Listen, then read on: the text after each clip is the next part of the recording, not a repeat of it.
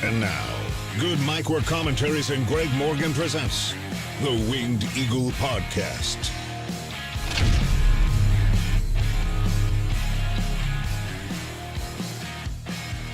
What's up, guys? Happy Monday, and welcome to your WWE Raw season premiere review for October 16th, 2023. Sorry it took me a couple of extra minutes to get up here, but I had to make a new thumbnail because we crowned new tag team champions in the main event. That really wasn't on my radar, even though it should be now that I think about it. But I really wasn't expecting a title change tonight. Cody and Jay just won those titles.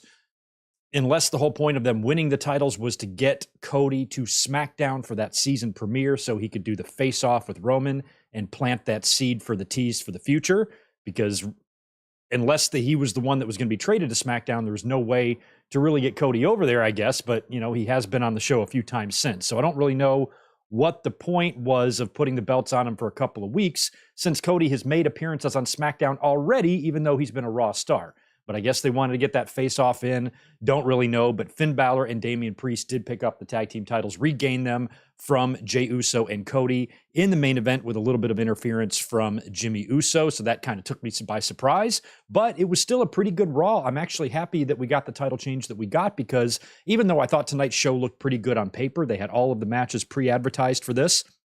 And as we talked about on the podcast on Saturday, the Triple H era is officially here. Now, as wrestling fans, when we see a match graphic, we can breathe easy and rest easy knowing that Vince McMahon can't fuck with it. So I was excited for tonight, although I felt like a lot of the matches booked were kind of predictable. None of the outcomes really surprised me. There was no way, after the two straight losses in the championship matches to Seth Rollins, that Nakamura was not going to beat Ricochet. It's not really time for Gunther to lose the Intercontinental title yet, even though him and Bronson Reed had just a phenomenal match. And Gunther continues to prove why he's the best champion in the company right now. He is just super dominant. That was good, but again, not very, pretty predictable. And then since the Rhea Ripley and Shayna Baszler match was also not for the title, that pretty much gave away that they're going to have a big schmoz or something like that. So I felt like some of that stuff was predictable, and I thought the tag match was as well. Just didn't think we would see a title switch that soon after Jay and Cody won the titles, but we did. And Judgment Day has won back the tag team championships, and they're sitting there with all the gold once again. Mommy, Dom, Priest, Balor, and we got a briefcase in there too. And no JD McDonough on the show tonight. Didn't see him turn up anywhere. I thought for sure he'd show up, so I don't know if I missed some storyline reason why he wasn't hovering around, or unless he just got completely booted out for some of his fuck-ups last week. Don't really know. But overall, I thought the show was pretty good tonight. Let me know what you would grade the show. Based on the championship matches alone, the main event was solid. We got a title change, and Gunther and Bronson Reed just tore it up. Very, very entertaining and good Intercontinental title match there. So those matches alone give this show a good grade for me. Becky Lynch is another reason why the show gets a top grade, because she had a night of face-offs, no less than 4, count them, face-to-face meetings with some of the talent on Raw tonight, even setting up a match for next week. But she got in the face of Indy Hartwell, Rhea Ripley, possibly, just planting a little seed for WrestleMania 40, Xia Li, and Jade Cargill. Becky got in the face of all of them, or they got in her face, or vice versa, whatever. But that was pretty cool. So based on the championship matches, the moments, the seed planting for the future, the relationship story between Sami Zayn and Jey Uso, which I really like, I thought tonight was a good show. I don't know what to grade it. I might take some of your advice on the grades, but maybe 7.58. What do you guys think? You agree with that? The Juliet, my guess is JD is in exile after Judgment Day lost the tag belts in the first place. Yeah, that's right. He was on the show last week, right? He took that big crazy backdrop from who? I think McIntyre or whatnot. So I guess I wasn't really following what he's up to right now. So I don't know. But welcome to the Raw review. We are going to get into things here just in a second. I'm going to say hello to everybody in the chat and welcome you. Please ask you to hit that thumbs up button for me tonight if you don't mind. Not expecting a huge audience. Everybody and their mother is up on YouTube right now. So if you are here, I appreciate you being here. And please smash that thumbs up button. If you are not a subscriber, please become one. About 300 or less now, subscribers away from 40,000. So we're chipping away at it a little bit at a time. So your subscription would be appreciated if you are not a subscriber. But thank you for being here this evening. This should be a fun review. Good to see Zach Palgett in the house and JJ Legg. We have the Juliet. We got Victor. We got Deshaun Robinson hitting all these channel members first. And we got Spaz Phoenix, very generous, $20 drop right off the bat from Spaz. I thought this show was great. A great flex of the women's division, Becky and her title, Rhea and her title, another Cargill sighting, Tegan, Chelsea, Piper, Shayna, Raquel, Zoe, Jax, Xia Li, Indy, Candace, and a 5-way at Crown Jewel. There was a lot of representation for the women tonight on the show. You know, one of the big critiques in both companies has been, you know, kind of their use of the women. AEW right now is running, 12 or 14 match pay-per-view cards with like one women's match on it. Toni Storm's doing some great character work, but we're certainly not seeing the level of it, the level of women featured over there as compared to WWE, especially now when the women were all over this show tonight. And I loved it. We're going to talk about all of it here in just a second. So thanks for that, Spaz. I also want to thank and welcome Jonathan Cantris. Thank you so much for the $10, dude. Appreciate that. Hey, Greg, much love. Given that ending, this definitely is the lead up to War Games match between Judgment Day and Bloodline versus a team of Cody, Jay, Sammy, KO, and likely a returning Randy. Yeah, I've been wondering what they're going to do with War Games. War Games is obviously happening. We do know that at Survivor Series in Chicago. But I wasn't sure if it was going to be, I thought maybe it would be a 3-team type of deal. Maybe Judgment Day, Bloodline, and some baby faces, in a 12-man 3-way War Games match. But I think what you are kind of proposing seems more likely. Judgment Day, Bloodline teaming up together to take on Cody, Jay, Sammy, Randy Orton. Drew McIntyre could get involved in this thing. We don't know what's going on with him either. He's got a big match next week against Sami Zayn and against Seth Rollins at Crown Jewel. So yeah, if this is what they're setting up for, that's great, because it's felt like they've been teasing War Games stuff for a couple of months now, and eventually something's going to have to all come to a head inside these cages. Now, if Randy Orton is going to be a part of this, great. He's got to be a part of something. When he comes back, he's been training to come back. We know that. So if he's ready to go, you would think they're going to bring Randy in and put him, at the top or something major to do. He's going to be involved with main eventers. There's no doubt. So getting into this, seems pretty likely. Getting in the mix of the Bloodline and Judgment Day stuff, I could totally see that happening whenever Randy comes back. Ronnie Matthews, please no Vince mentions. Ronnie Matthews, let me explain something to you. This here, right here, this is Greg's channel. You don't want to hear Vince? Then get your own channel and you can talk about everybody in the world but Vince. But I will talk about Vince as much as I want. Don't like it? Move to Cuba. That's what Bobby Heenan always said. Victor, did I get you? Oh, rarely even. That's the one I need to say hello to. Good to see you as well. And let's get into some wrestling news as we're talking here. I'm just kind of getting a look at some of these comments here. Rubber match between the two teams at Crown Jewel. That's probably what they're setting up for as well. And the Crown Jewel card, from what we can tell, is going to be looking pretty good. We're definitely going to get some big matches and, some feature matches, some marquee stuff like Logan Paul and Rey Mysterio as well. And now tonight, we set up another title match with Rhea Ripley defending against a whole bunch of women at Crown Jewel, which I actually like that too, because I wasn't really looking forward to the idea of Rhea Ripley versus Nia Jax. I thought it was just going to be one-on-one between those two. And, Ripley could drop the title to her. I just didn't want to see that happen. So I'm hoping that maybe Ripley can hold the title until WrestleMania, but we don't know. That's a long way off. I'm glad some of you guys are agreeing with me that Raw was pretty good. Ronnie's going to come here to San Diego. Come on into the whale's vagina. You bring it, Ronnie. I'm going to talk about Vince so much. No, I'm kidding. We're not going to talk about Vince very much tonight, but Vince is in the news. What I do is discuss news, Ronnie. So when Vince is in the news, I have to talk about him. I'm sorry if that hurts your snowflake feelings, but that's just the way it is. You're going to have to suck it up and listen to me shit on the disgusting mustached-faced Vince McMahon. Sorry. You can't avoid it. Yachiro, Ben, anybody else chiming in? Good to see you. Thank you for being here. So let's talk about Vince McMahon. He was a little bit of the news that I wanted to discuss because we talked about him on Saturday and the terrible week that he had. And we talked about the Tony Khan and Vince McMahon's terrible weeks.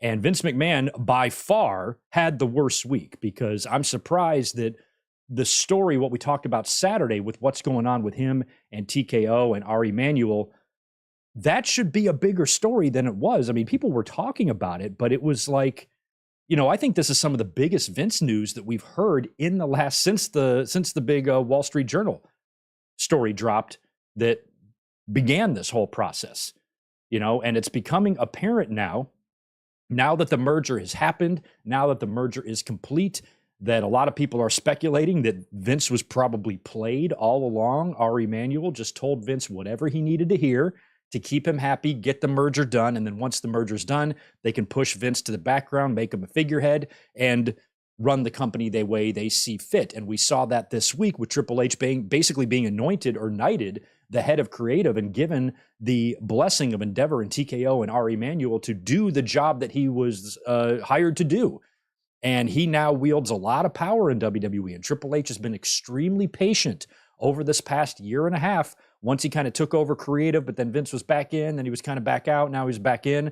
Triple H has been very patient through this whole thing, and I can probably only assume that, he saw the light at the end of the tunnel as well, because one of the things I was complaining about over the past few months in regards to WWE creative is just even though I'm thrilled that Vince, for the most part, is now in the background, he's not there at Gorilla every week fucking everybody's business up, but he is still there with control. And whenever he wants to change something, he can. And we've seen him do that a couple of times throughout the last year or so. That had to be very frustrating for Triple H, but he just had to be patient, trust the process to get this done. And now that Vince McMahon no longer is controlling owner of WWE, and he's going to be completely out once he sells the stock, that now does not give him the ability and the power to just do whatever he wanted.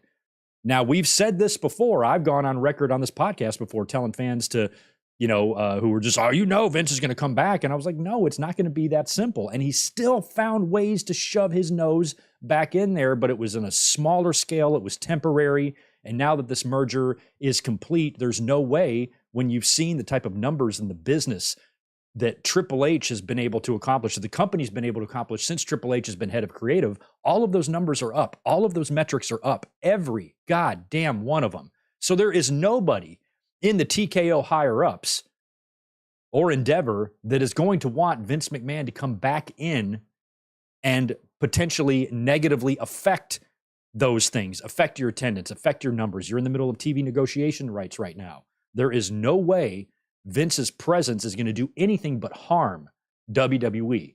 And Ari Emanuel knew that and knows that. And I just think it's like such a great dose of karma, that after all these years of Vince just doing whatever he wanted, not ever having his own boss, now finally he's at the mercy of other people. Now finally he can't just be a fucking maniac. And now WWE has merged, and it looks like they now have this formula of Nick Khan handling the business and Triple H handling the creative, and the talent and the staff and everybody, morale seems to be really up now that word of this change and transition has been handed down. And I don't think we're going to see, again, I could be wrong. I'm thinking this is I think this is it this time. This is the one. And there's been a couple of instances where Vince McMahon looked like he was going to be gone for good, but there was always that well but type of thing. There's no well but anymore.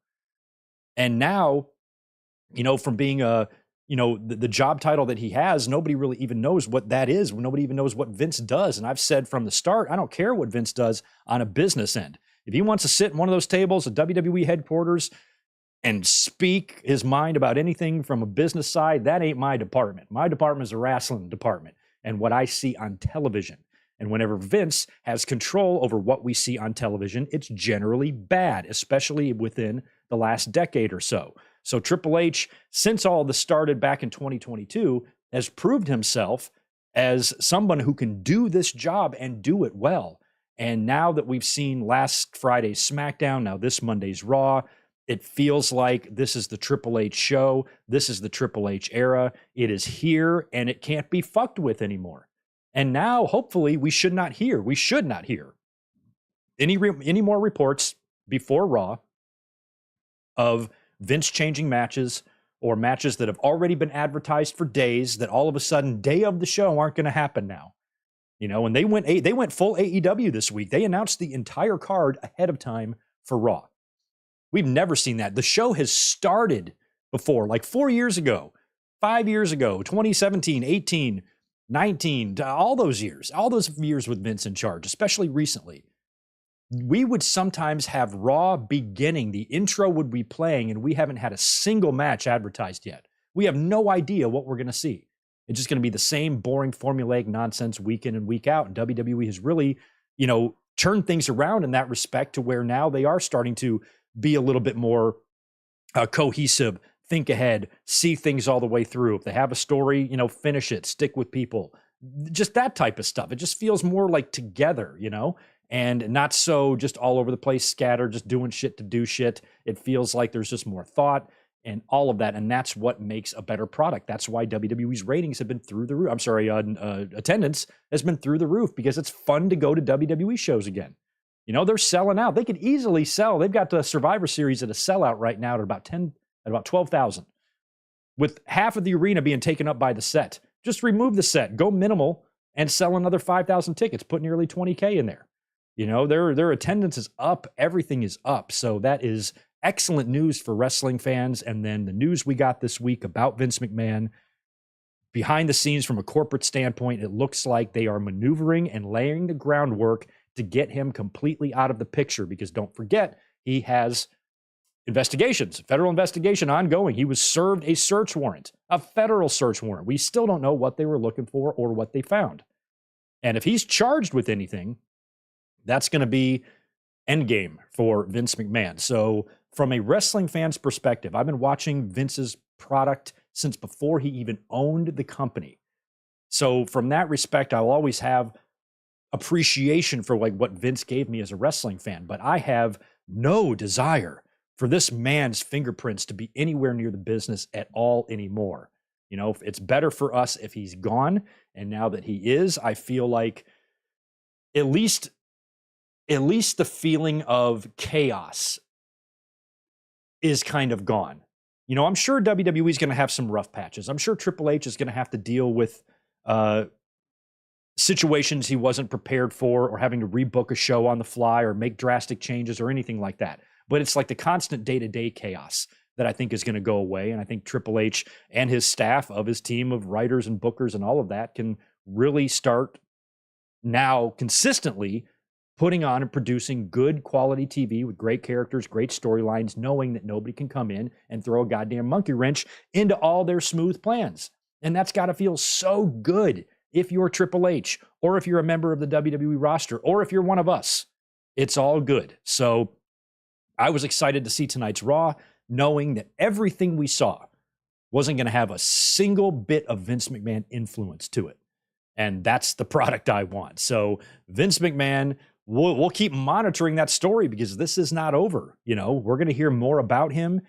And I'm curious how he has taken all of this news. He's not stupid. So obviously he knows what's going on here. He knows he's being muscled out and pushed out of his own company because he's no longer in control. And they are seeing a formula that's working, that's profitable, that's successful. Why fuck that up with this guy?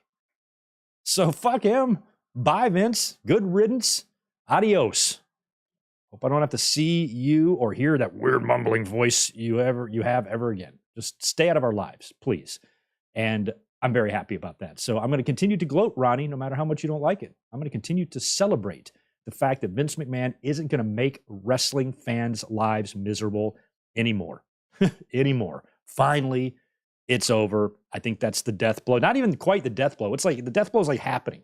He's getting a few blows. This is the first one, but there's going to be more handed down. And who knows? Vince might find himself in jail in a cell right next to the Orange Idiot. We don't even know that yet. That might actually happen. So we'll monitor it. CM Punk, news on him and The Rock, basically, too, that I wanted to touch on. Now, we briefly mentioned CM Punk on Saturday because there have been a lot of rumors that maybe he'll show back up in WWE. Survivor Series is in Chicago.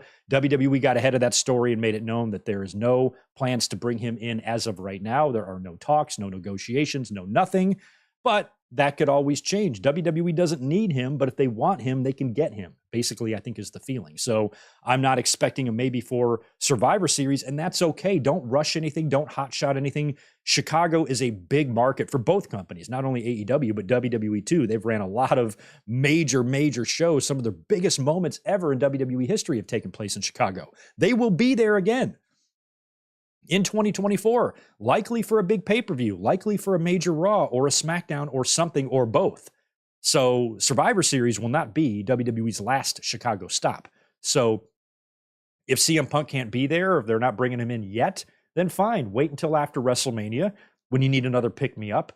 And then who knows, maybe your June pay-per-view, Payback or Backlash or whatever the fuck, turns out to be in Chicago. And then boom, you're right there. You got another opportunity to bring CM Punk in. So, or you could do the Royal Rumble even if you wanted. But I think CM Punk coming back to the company would be really interesting, and I wouldn't necessarily be against it, but I'm also a really big fan of, sticking with the stories and the wrestlers that you're currently pushing and featuring. And right now, I already feel like WWE's got a great WrestleMania 40, card being set up already with some of the matches we could have. So bringing CM Punk into that mix to give him a match maybe to the similar to what Cody had with Seth Rollins, if you want to do another deal like that. An opponent has a wrestler has a mystery opponent at WrestleMania. Most fans know it's going to be CM Punk, but there's been no confirmation of that. And then he comes out and has the big, welcome similar to what Cody had. But is that something WWE would want to do for CM Punk? Is that something that WWE or Triple H would want to give to Phil? Oh yeah, let's have this guy come back in who left us 10 years ago, took a shit all over us, and has done nothing but drag our name through the mud to anybody he's spoken to for the last decade. Now we're going to bring him in, give him a big WrestleMania match and payday ahead of a lot of other talent that could get that spot ahead of him. Where's the fairness in that? Fairness might go out the window when you need him. If you really needed CM Punk to sell WrestleMania, or you needed that boost with the ratings or attendance, or you needed to create some buzz, WWE has no such need right now. WrestleMania 40 is going to do tremendous business with or without CM Punk. They don't need him. So it's going to have to be up to them if it's worth bringing him in. I still kind of hope he comes in just because I love to see stuff that just feels surreal. Punk going to AEW felt surreal. Cody joining WWE felt surreal. Jade Cargill being there right now feels surreal. I like that stuff. Haven't felt it since WWE and WCW were at war. So I want Punk to come back in. I just don't think it needs to be in Chicago for Survivor Series, and I think WWE should just bring him in or start talking to him whenever they feel like they could find a place or something useful for him to do. So I'm not against him coming in, but I'm okay with him not coming in right now, and I kind of am happy to hear that they're not talking to him. So I don't really think there's room for him right now. Too much going on. Bloodline and Judgment Day and War Games coming up in Survivor Series. Where would Punk even fit into that? So let's hold off Phil for a little while longer. Apparently, there's also no plans to use The Rock at WrestleMania to face Roman Reigns. Now, a lot of people didn't believe this was really a possibility anyway. Rock was only on SmackDown because he was there doing the McAfee thing. He happened to be in the same town. He came out. He has talked about that day on the McAfee show. He talked about the match that was set to happen with Roman Reigns that they were talking about, and it was going to happen, and then they had to regroup or put their pencils down, probably because Rock wanted to win, and they were like, no, that's not going to happen. So now it sounds like WWE is going to do their WrestleMania plans, and whatever they do or don't do with The Rock won't be The Rock's decision. They're not offering him everything and just saying, let us know if you want to do it or not. We'll wait for you to make that decision. We already had that last year. There was a lot of talk about Rock. Is he, all the way up until January, is Rock going to be there? Is Rock going to show up and have a match with Roman Reigns? And it was like WWE was waiting to see if his movie schedule would work out or not. I'm like, don't do that. You got so much good shit going on here with the Bloodline right now. Rock would just fuck it up. And I think it would be the same thing this year. I don't need to see it. We didn't get Sting and Undertaker, so we don't need Rock and Roman. I just don't need it. I think there's enough going on. That's why CM Punk and The Rock, both, as great as it would be to see them at WrestleMania having a match, maybe they can face each other. Then I'm fine with it. But I don't need either one of them to be at WrestleMania because I'm invested in the characters and the stories that WWE already has going right now. I like Cody. I like LA Knight. I like Sami Zayn. I like Kevin Owens. I like Damian Priest. I like everybody they have. So I don't really need Rock or Punk to come in and take away from any of that. So no more Vince. Apparently no Punk for right now and no Rock. So okay by me, I guess. So those are the only really pieces of wrestling news I wanted to touch on before we got into the Raw results because I thought some of that was pertinent. But anyway, JJ Leg, thanks for the $2. But Greg, I'm going to be at Survivor Series. I want Punk there. Well, then you know what, JJ? I want Punk there for you too. Just go to the next one. I'm assuming you live in Chicago, right? So just go to the next show in Chicago. There will be one just a few months after Survivor Series. I would bet by April or May or June, they will be back there for another big show. And then maybe that can be the one that CM Punk shows up on. Maybe that can be when they bring him in, perhaps. And that's why I also don't want to have too much happen at once. The idea of CM Punk coming back in is very exciting and intriguing. But I don't know. I wouldn't want to like have sensory overload. You know, I wouldn't want him to come back in or come back to the WWE in the middle of them doing already a whole bunch of great business. It would almost be like, oh, it's too much type of thing. So wait till the time is right and put Punk right in our faces. We will see. I have got to step away for 2 seconds. Don't go anywhere. I'll be right back.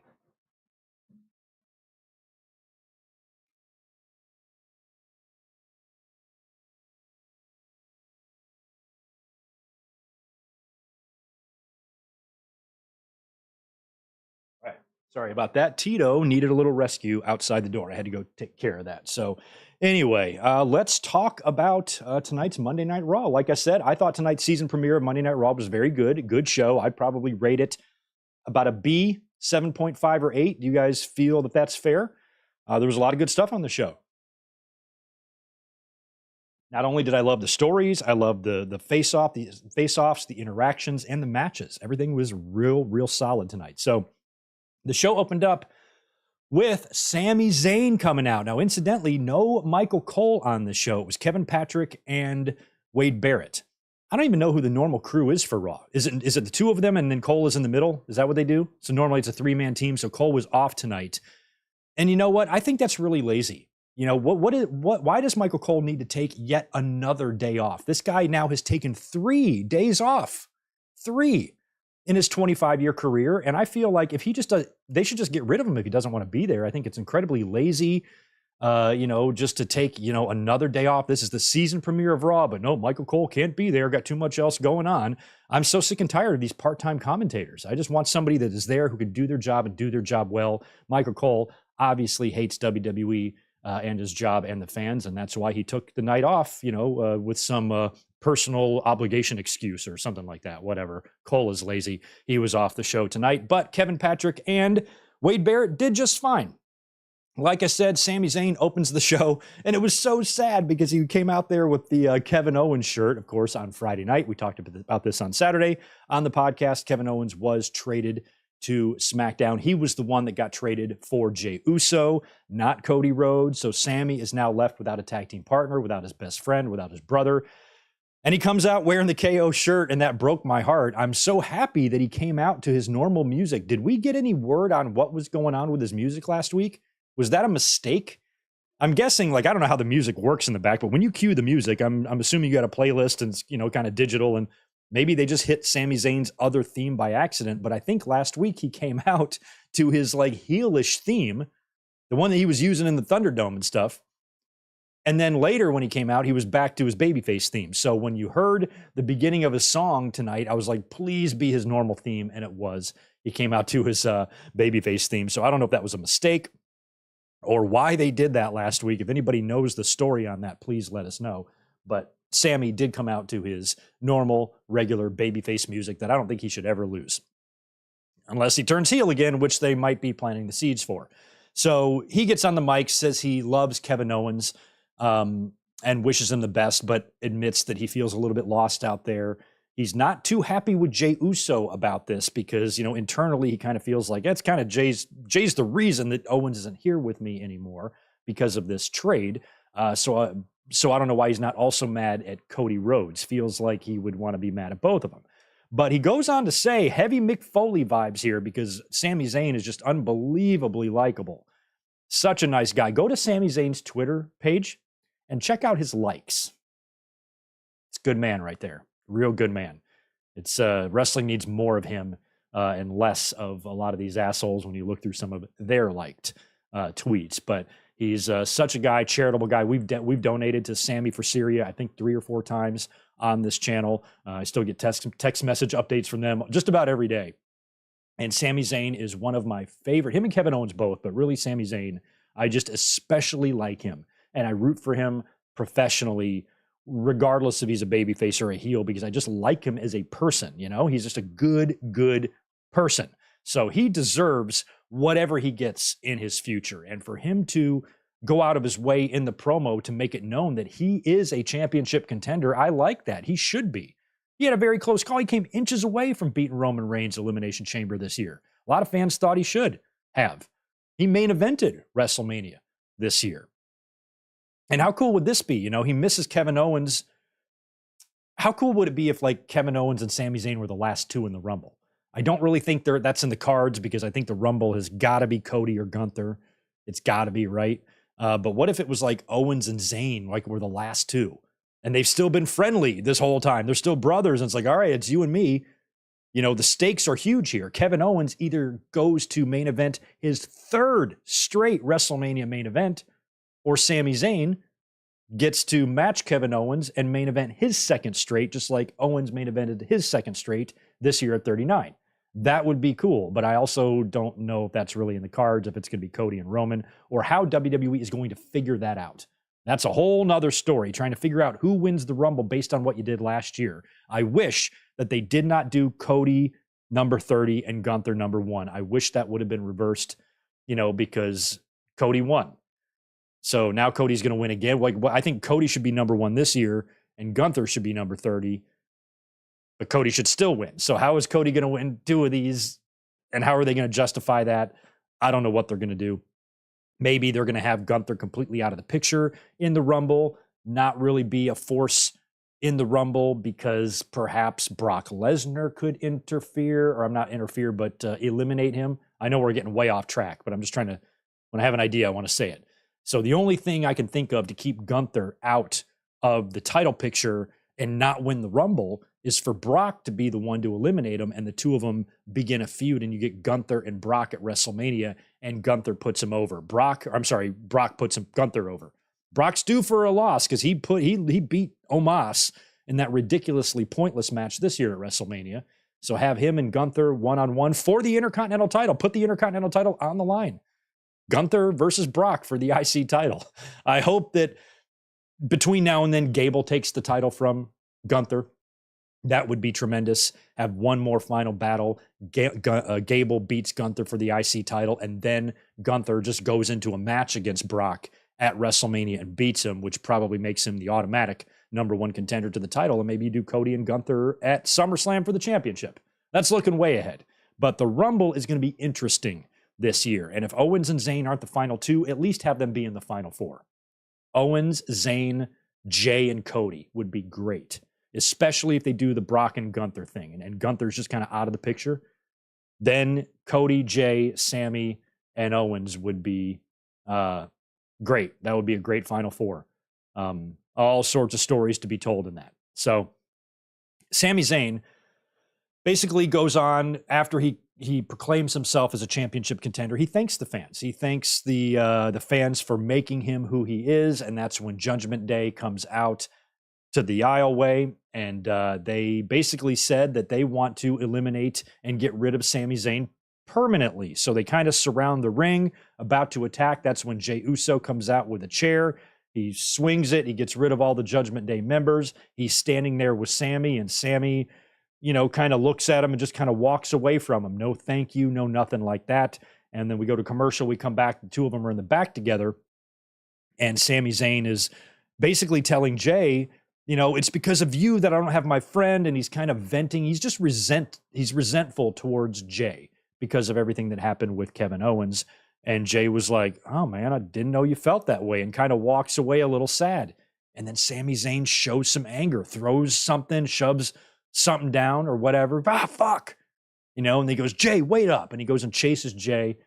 And he's like, man, I'm sorry. I've just got a lot going on in my head right now. I got a lot on my mind. And Jay goes, oh, I got something for that. I bet you do, Jay. Sammy, take him up on that offer, man. It would do you some good. But Jay basically says it's all right, immediately forgives Sammy, and the two share a hug. So hopefully they went to Jay Uso's bus, and Jay hooked him up with a little bit of that green gimmick, because I think that's what Sammy might have needed. So when you read between the lines there, did that feel to you guys like maybe that's the seed planting of a Sami Zayn heel turn? I feel like Sami Zayn still has babyface mileage. Fans really like him, and I do too. He's a great heel too. He's fantastic. But I don't know if I necessarily want to see it unless it's a real slow burn, and then you somehow get to next year's WrestleMania and you've got Jey Uso versus Sami Zayn, but it's babyface Jey versus heel Sami Zayn. Quite the turnaround from what they did this year. So I don't know, but it feels like they have got their options open now with Sami. They're going to have to do something with him because now he's a single star. Kevin Owens is on SmackDown. So we'll see how long it takes him to perhaps turn on Jay, or if that was just a little, one-time thing where he lost his temper. Now he's cool, but they wouldn't go through the trouble of planting that seed if they weren't going to follow through with it. So I think that, Sammy and Jay having issues down the line is very likely, especially with War Games coming up. They're likely going to be on the same side. Something happens there to, fuel or further this a little bit further. And one thing I got to give WWE a lot of credit for is that ever since this whole bloodline thing started, I've been very intrigued and fascinated and invested in the Jey Uso and Sami Zayn relationship. I legitimately care about it. All throughout that bloodline stuff, all throughout the year, it was the two of them that we were watching the closest. Not Roman, not Jimmy, not Heyman, those two. And whenever they share screen time together, I'm listening. I'm paying attention. And that's good. It's good that I'm a 46-year-old man with 40 years of watching wrestling behind me, and I can still get emotionally invested in a storyline. That's good.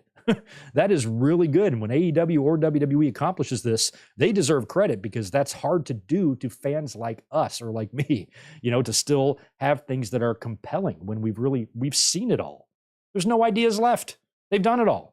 So whenever they can have something that's interesting, fun, exciting, intriguing, compelling, whatever, Greg's happy and I pay attention. So this stuff's real good. We'll see how that turns out. If you guys have any ideas how that storyline or that relationship between the two of those guys could progress, hit me with them. Who turns on who? How do you do it? How long do you wait?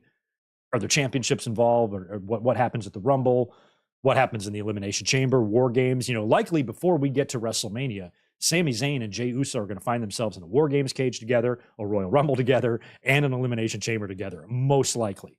So that's going to be a whole lot of shit these two guys are going to be doing before we get to WrestleMania, and I feel like that could be our match. But maybe I'm looking at this wrong. And something for me, my babyface heart might like better than a heel Sami Zayn versus a babyface Jey Uso match is maybe the two of them win the tag team titles. But Jay's main event Jay now. I feel like main event Jay, the whole point of the bloodline was to establish him as a single star. I don't know if he should be in another tag team match at WrestleMania this year. I think he should be in a singles match against his brother. So maybe Jay and Sammy wind up winning the tags prior to them. And now that Judgment Day is tag team champions again, maybe Sammy and Jay can now team up. So, maybe now Sammy can go to Cody and be like, can I team with Jay now? Can we go for the titles and you can go do something else? I don't know how that's going to work. That could be fun. So I like when there's options. That's my favorite. Falls Count Anywhere match was the first match we got on the show tonight. This was set up last couple of weeks with Ricochet and Nakamura. After Nakamura, finished his deal with Seth, he's moving on to somebody else now. And they've put him in a little mini feud with Ricochet, and they had a Falls Count Anywhere match tonight. This one was extremely predictable in terms of outcome, because there was no way Nakamura was going to lose this after he just lost 2 times in a row to Seth Rollins on pay-per-view for the title. He needed to get back on the winning track here. Ricochet, however, got to give him a ton of credit. He went out there and treated this like it was a pay-per-view match. Even though I think most fans knew he wasn't going to win, he certainly wasn't wrestling like someone who was in a predictably losing situation, and he was doing great shit. They started, it was Falls Count Anywhere. So the first thing they did was brawl straight into Gorilla. I feel like Triple H made himself scarce for that because there's a few empty chairs there, but they came into Gorilla and actually did some moves. I think there was a backdrop and Nakamura threw like a running knee. Ricochet did like a buckshot lariat running knee in Gorilla with the desks and the shit. The only producer or agent I noticed was Shane Helms. I couldn't tell who else was back there other than referees. So you did get a little piece of Helms, who was likely the producer for that match, which is probably why he was sitting there. So that was kind of fun. Then we go to commercial. We come back. Now they're in the crowd. Now they're brawling up the stairs. Ricochet gets on that balcony spot where, those little entrances come off. And he's up there, and Nakamura's down at the bottom waiting for him, and he executes a crazy-looking shooting star off the balcony onto Nakamura and a couple of referees. They showed several slow-mo replays of that. It just looked very poetic. It was just nice looking. So that was good. We're back to the ringside area now. Nakamura pulls nunchucks out from under the ring, starts waving those around. Those are scary. Ricochet winds up. He also gets a table out with the nunchucks. He gets nunchucks in the table. They do a few more things on the outside of the ring. Nakamura sets up the table. Ricochet finds himself in the ring, like on the second rope, on the second turnbuckle. And Nakamura kicks Ricochet off. He falls off the second turnbuckle all the way to the floor through the table. And then Nakamura just has to get down to the floor, wait for Ricochet to come up from the table spot, and then run and nail him with the Kinshasa for the win on the outside of the ring. And Nakamura got the win in the Falls Count Anywhere match. I liked it. Really good match. Fun. Props to Ricochet for going out there and just letting it all hang out when most fans knew he wasn't going to be winning this match. Good stuff there. We have Piper Niven taking on Natalya. Now, this was all set up backstage. The girls are back there. Chelsea's being crazy, and she's got Piper with her. Tegan is back there.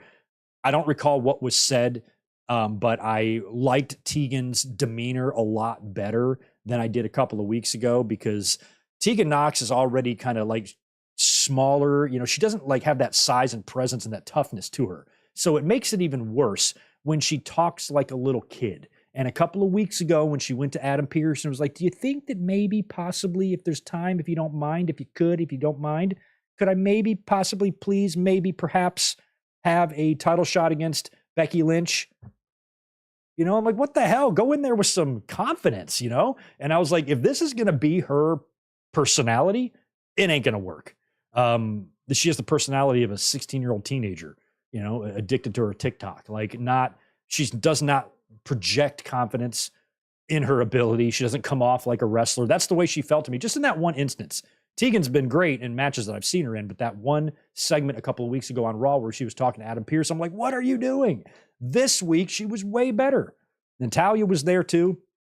Chelsea Green kind of throws shade at Tegan a little bit, and Tegan says something to the effect of like, I'll only take so much shit before I just knock you out. She just was a little bit more assertive. And I'm like, oh, that's so much better. Because Tegan's a tough little cookie, man. She could pop Chelsea right in the mouth. She beat her a couple weeks ago on TV, didn't she? So I didn't understand why Chelsea was still talking down to her, trying to intimidate her when Tegan already beat her, I think, didn't she? So this week, Tegan is not in a match. Natalya is. Natalya comes in, starts talking smack too, and that sets up, I think, Piper and Natalya. And like I said last week, I've been loving Natalya, especially her gear lately. She just really seems like she's undergone this like physical transformation, in her gear. She just looks a little bit, she's always been in good shape, but she just looks a little bit more toned, and she's got way better gear now. Remember how much shit I used to give her for her gear? Like in 2018, 2019, she'd come out with this shit on her. Like it's just so much going on. She had the bunny ears, and you couldn't even make out what was happening with her outfit. It was just too much. It was like too much detail. And there's just something about it that I hated. And on top of that, then she'd have that outlandish outfit and then like a jacket over top of it. And she's looking like the goddamn International Space Station coming out there to the ring. I'm like, what is she wearing? Now, all of a sudden, I feel like Maxine Dupree might have had some influence on some of the girls' gear lately, because she got a lot of credit for what she was wearing when she started with Alpha Academy. Apparently she helps design all of this stuff. And we've seen some of those influences in some recent gear for the women. And Natalya, she now looks like she's in wrestler's gear that I like. It just looks badass, and there should never be a reason to dislike Natalya. She's part of the Hart family, but I just like how her gear is incorporating the pink and the black and, and the little tiny subtle tributes to her dad. She just looks better, and she has completely made me change my tune on her. Natalya was a lot like Nia Jax. Like, I just have no use for her. I still don't really care about her promos or matches or anything, but I feel like Natalya is starting to turn heads a little bit, and she is a legend back there that should be getting her flowers. And so I really appreciate and like kind of the change and the reinventing of her look. I think it really helps her presentation a lot. Unfortunately, didn't help her beat Piper Niven tonight. Piper got the win here, hit her with a big splash for the win. Everybody ran down. Chelsea was in there. Got in there, started attacking Natalya, and that's when Tegan Nox came out and made the save. So Tegan Nox and Natalya's beginning when they had their match. Now it looks like they're going to be forming an alliance of mutual respect, and Natalya and Tegan winning the tag team titles from Piper and Chelsea is definitely something I could see happening and something that I wouldn't reject.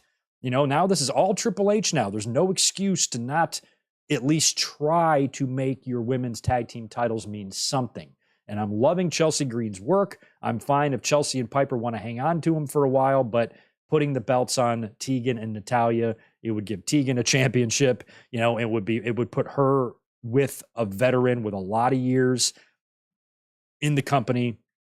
And that could probably all be good for Tegan in terms of experience, learning tree, things like that. So maybe we'll see that happen. This little alliance with Natalya and Tegan might be something a little bit more permanent.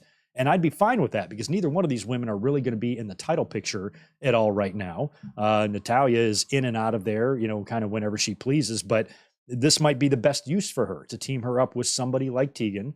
And maybe they can actually form a team, like a team. So we'll see. We'll see what they do. But it felt like they were kind of laying the groundwork for that tonight. Seth Rollins and Drew McIntyre had a hell of a promo. I don't know what Seth Rollins was wearing. Came out there with like RoboCop sunglasses or something. They were square and there's one little strip. So I think like Becky and Seth's kid, they let their daughter pick what they wear. Because it really does look like a toddler is just throwing this shit together. In the movie Big Daddy with Adam Sandler, and he's got the kid and the kid wears like galoshes and, and like just a cape. He just puts whatever he can find on.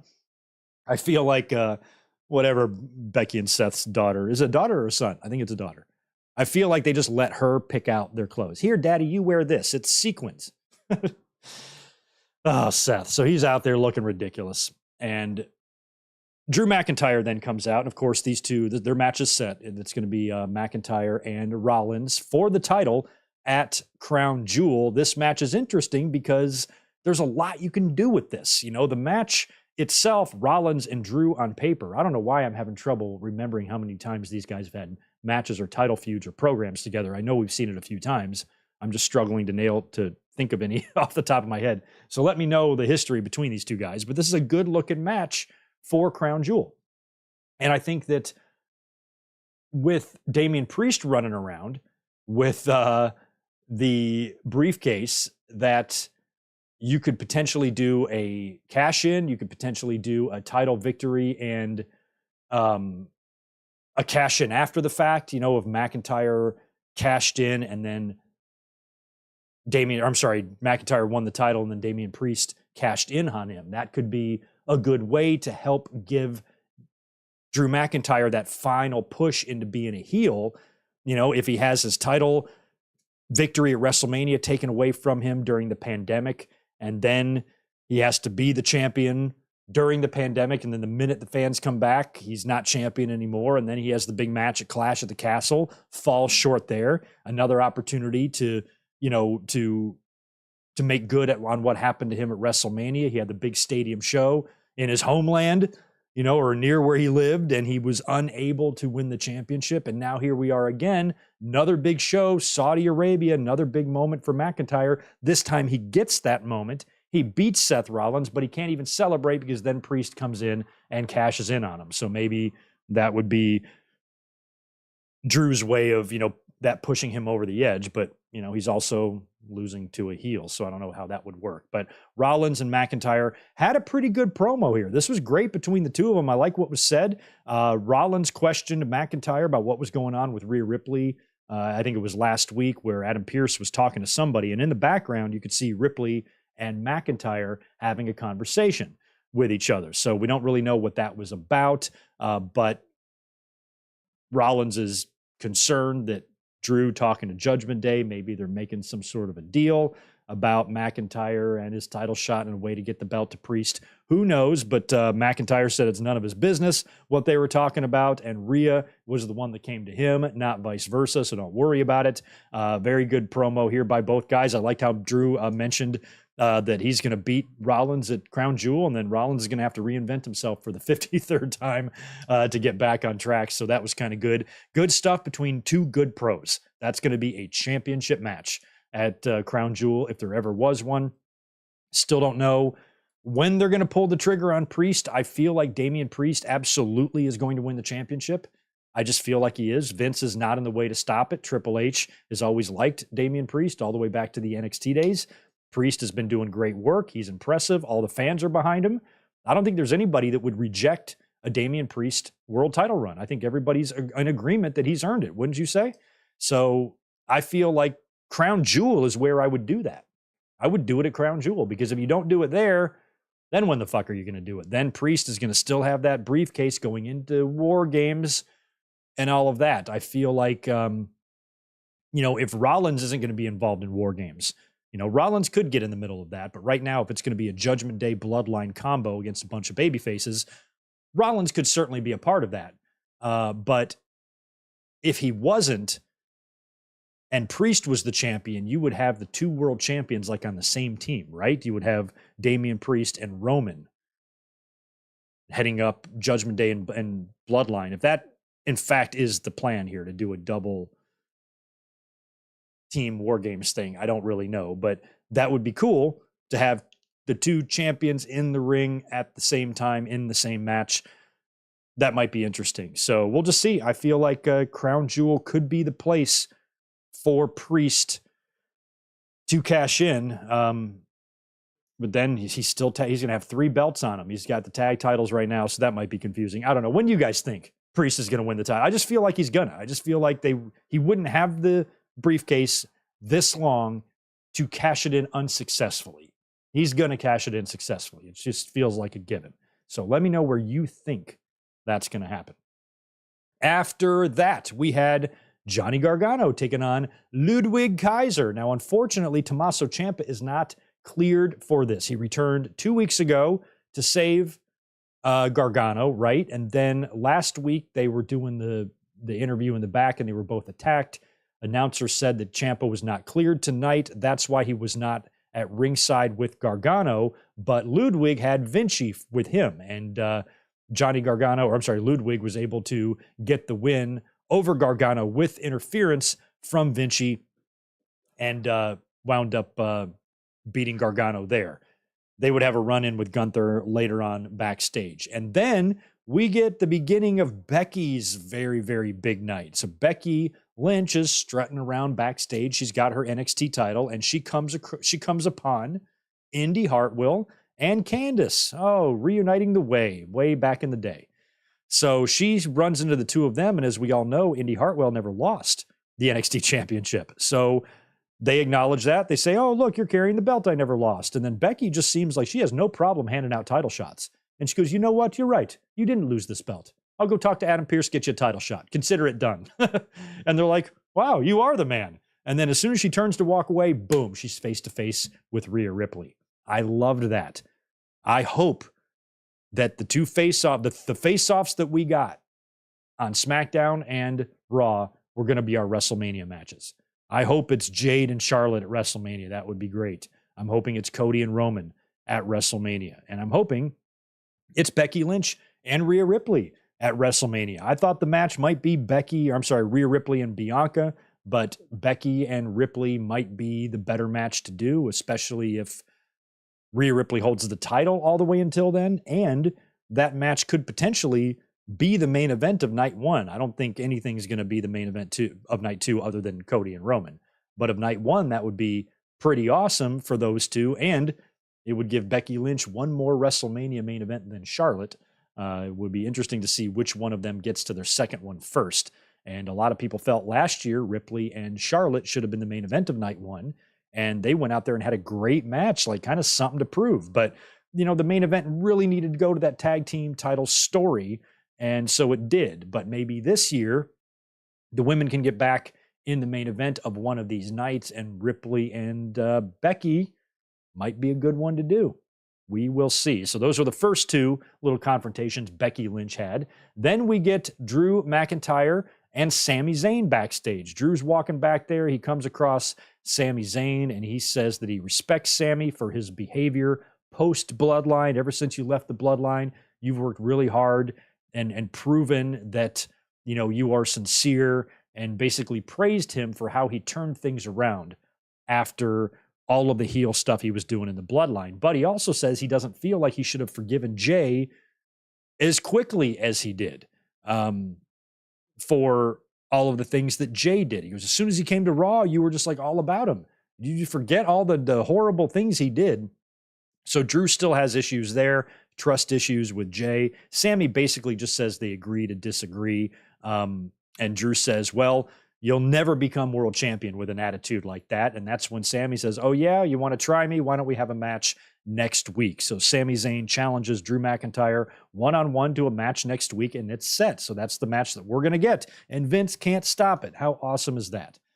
Then we get a rematch of the December 2019 NXT title match between Rhea Ripley and Shayna Baszler, the night that Rhea Ripley became NXT champion and finally, got on the map there. She started turning my head that previous summer. I'm like, I like her. This is the one.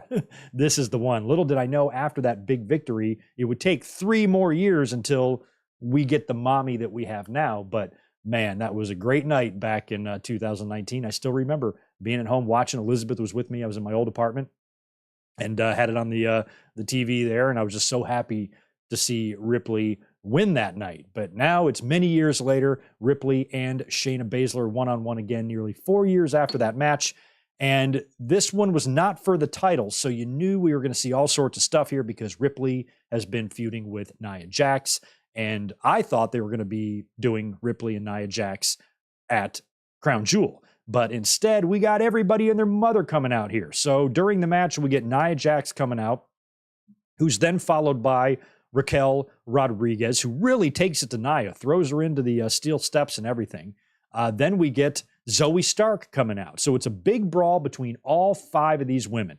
Referee calls for the bell after Zoe comes in and kicks Rhea Ripley. So he disqualifies, I believe, Shayna Baszler. Ripley wins via DQ, and all 5 women brawled with each other inside and outside of the ring. So we will talk about what that's going to mean for Crown Jewel in just 1 second. So Becky is now back. She's backstage with Adam Pearce.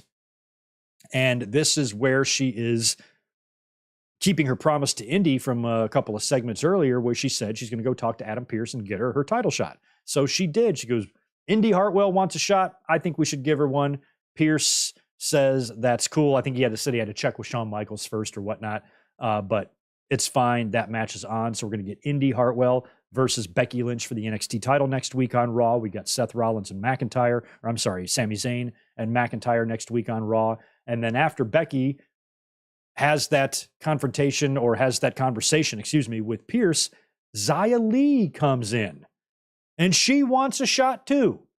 And Becky's like, all right, well, you're going to have to get in line. And it's just really great to see Xia Li. I know she's worked some main event matches, but I don't know if you guys remember, but when she started being featured on TV, I was like really singing her praises, Xia Li. I'm like, this little thing is a badass. She's small and short, but like I checked out her Instagram. This girl is in shape. She is tough. She can kick and punch and strike.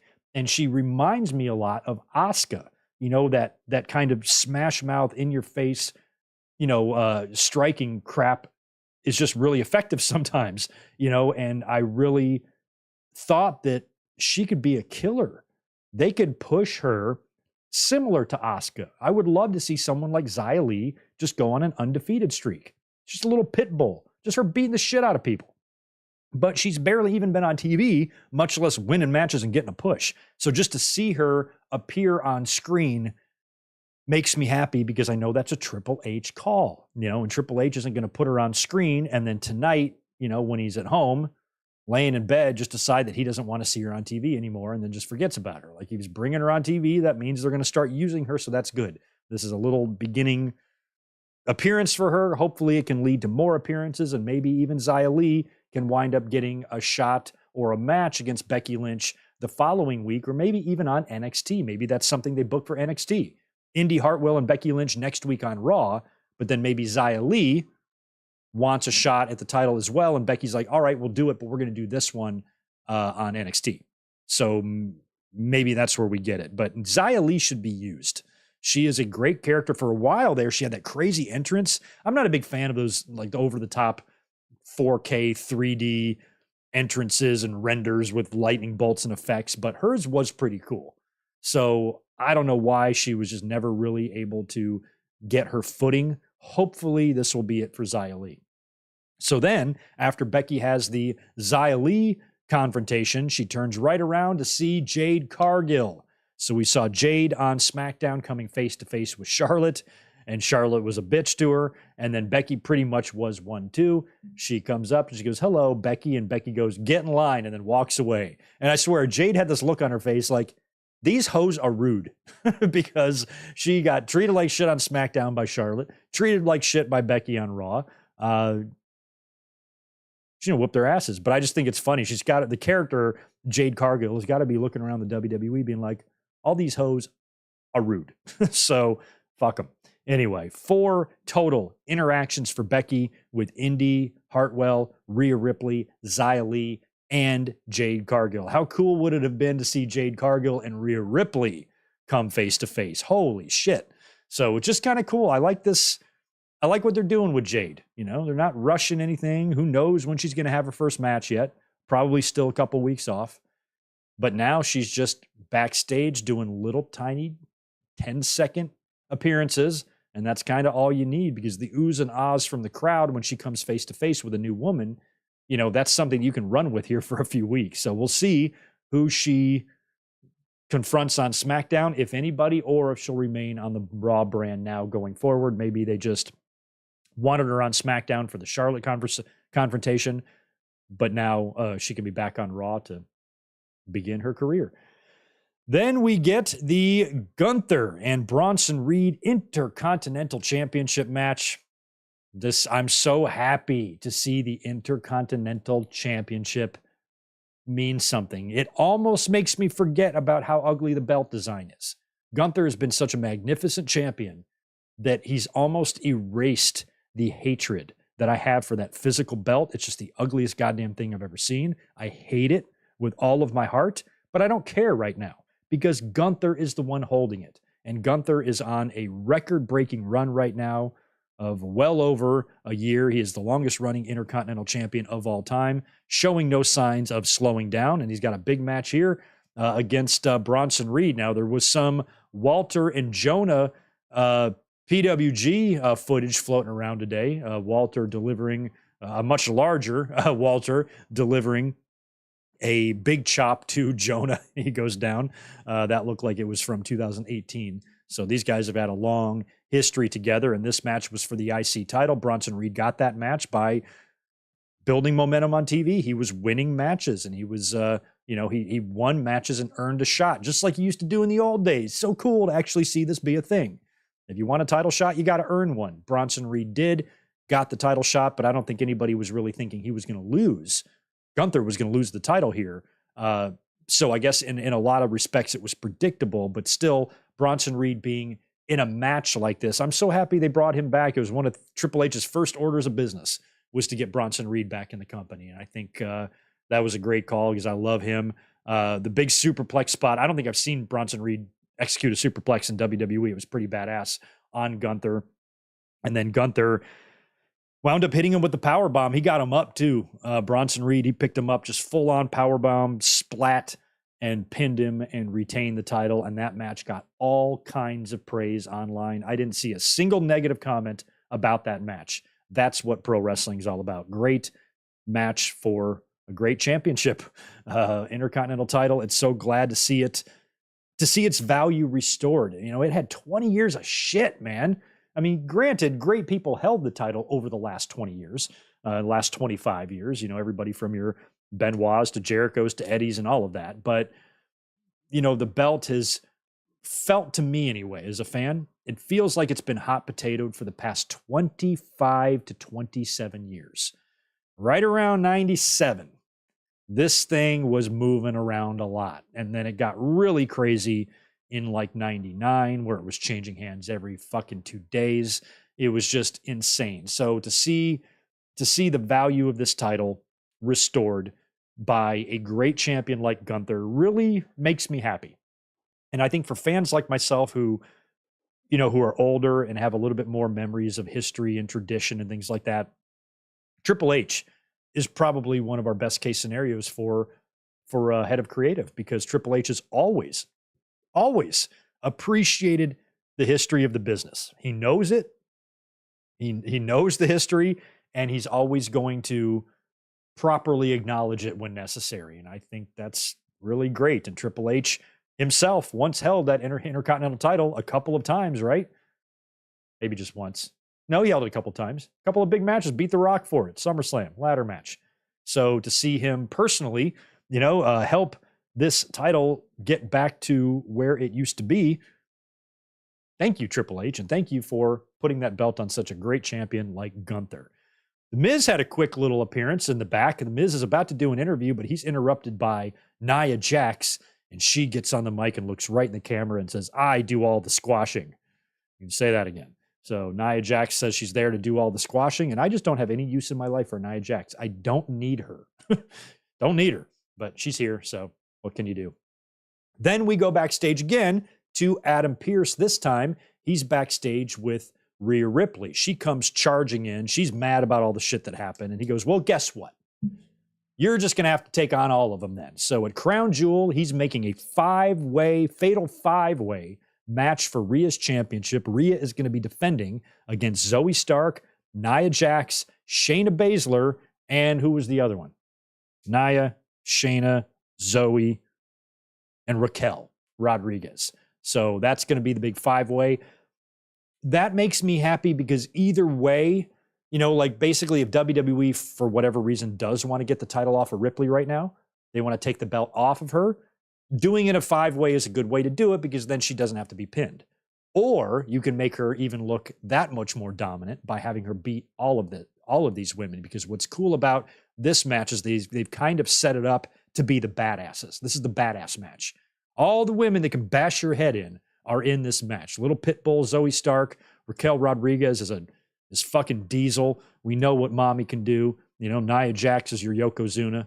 And then we got Brock Lesnar, Baszler in there as well. All these women can murder you. And so I like that. I like that it's all the badasses. That's cool. So we will see. I'm hoping that Rhea Ripley retains. I think that she should. I don't want Ripley to drop the belt on the same night that potentially Damian Priest wins the title. I mean, imagine that. If everybody hangs onto their belts, Priest and Balor keep the tags, Dominic keeps the North American, and Ripley does not lose in that fatal five-way. And then in the McIntyre and Seth match, Priest cashes in. Can you imagine that, Raw? It's every title. They're going to have 4 tag team titles.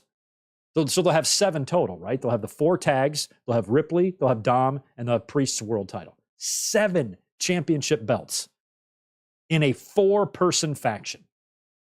That's crazy, son. That's a whole lot of gold. Bloodline never even accomplished that.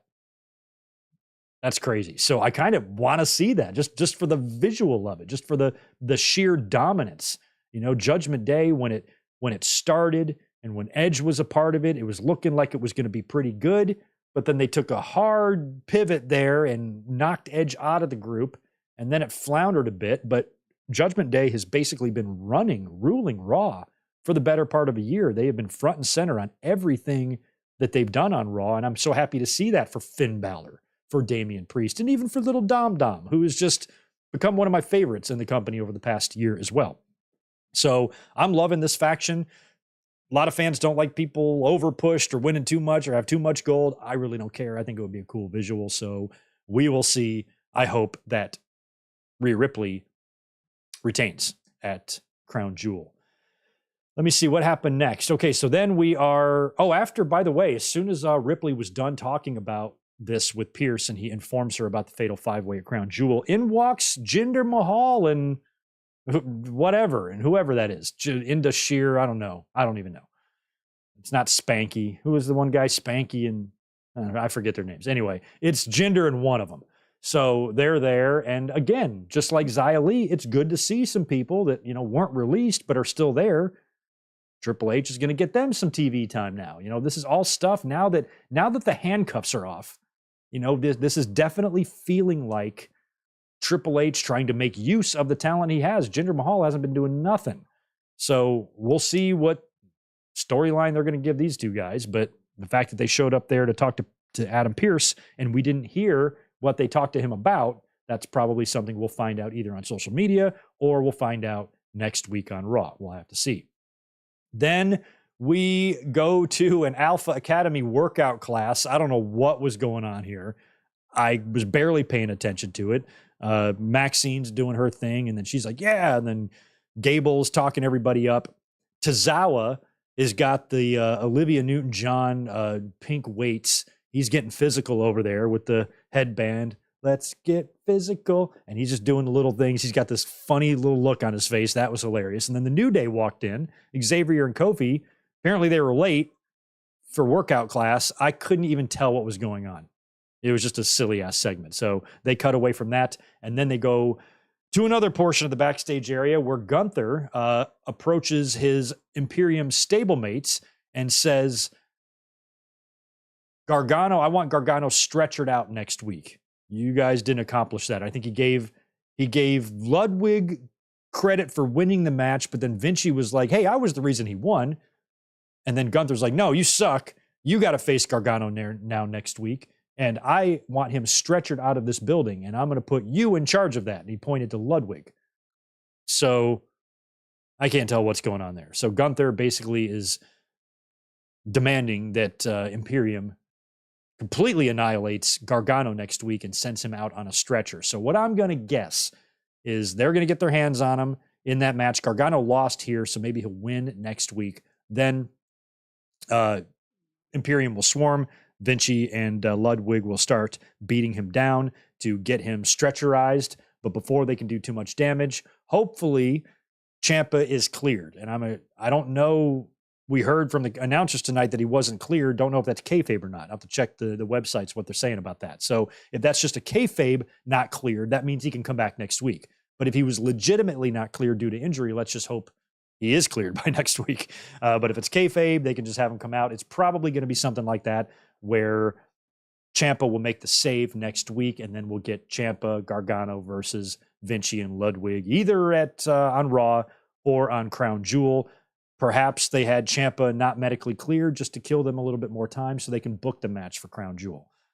So you can only do so many variations of the singles matches when you have tag teams feuding. So maybe they were just killing time, or maybe Ciampa is still legitimately dealing with a few issues medically. Best of luck to him if that's the case. And that leaves us with the main event. Cody Rhodes and Jey Uso defending their newly won tag team titles against the team they beat them for, Priest and Balor of the Judgment Day. This was a good match. The 1D didn't look too bad this week. Cody and Jey have had a few close calls on that 1D tandem move in the ring. This one looked all right. I think they headed on Balor. Dom is out there making all sorts of noise. Sami Zayn eventually comes out to neutralize Dominic, but winds up getting posted by Damian Priest. Crazy razor's edge on the outside of the ring to Cody through the table, which looked really nuts. And that, since Cody was kind of taken out, Jey Uso was in the ring with Finn Balor. He's about to put him away when Jimmy Uso shows up. I think he comes up in the apron, delivers a kick to Jey.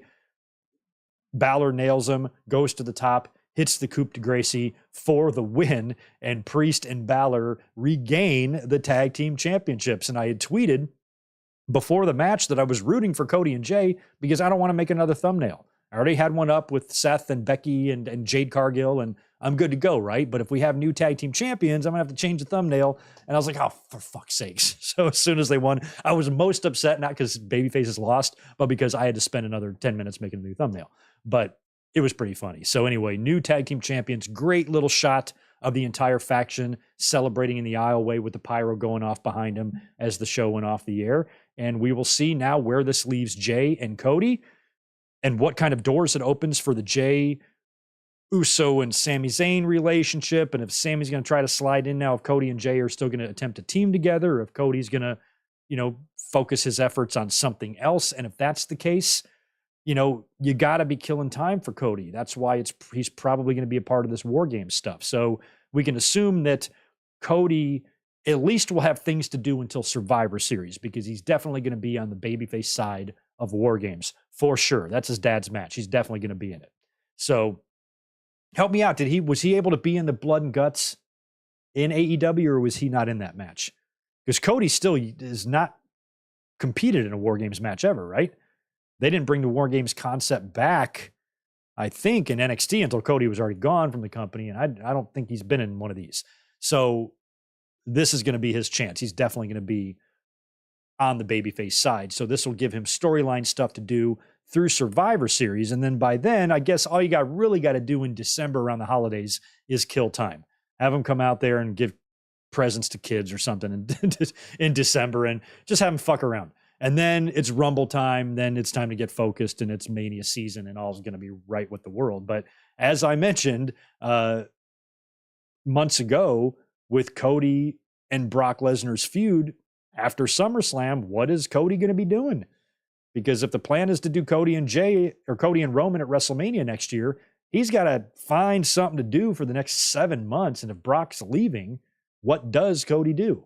And for a while there, he wasn't doing much, right? Wasn't he on the Grayson Waller effect on the last pay-per-view? And, he's kind of been loosely involved with the Judgment Day stuff.